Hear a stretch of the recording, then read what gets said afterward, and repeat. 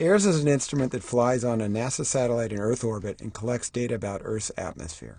What we're seeing in this animation, made with real data from the AIRS instrument, is temperature at about 3,000 feet above the surface of the Earth. Dark purple are coldest and red is warmest. The animation runs from early December 2013 through the first week of 2014.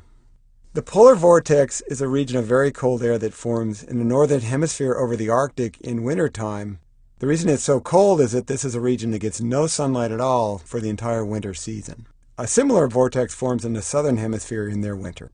The polar vortex is normally a distorted donut of cold around the poles. It more or less forms a circle, though not perfectly. In fact, in the northern hemisphere, it tends to be more distorted than in the southern hemisphere.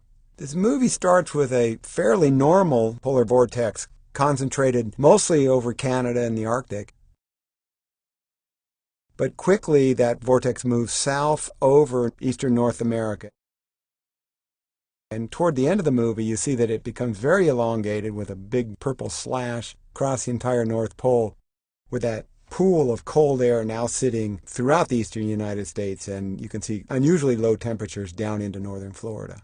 What's unusual here was that a low-pressure system developed around Hudson Bay, and as with all low-pressure systems in the northern hemisphere, the air moved counterclockwise around it, and that counterclockwise movement brought very cold air from the Arctic all the way down into the east coast of the United States.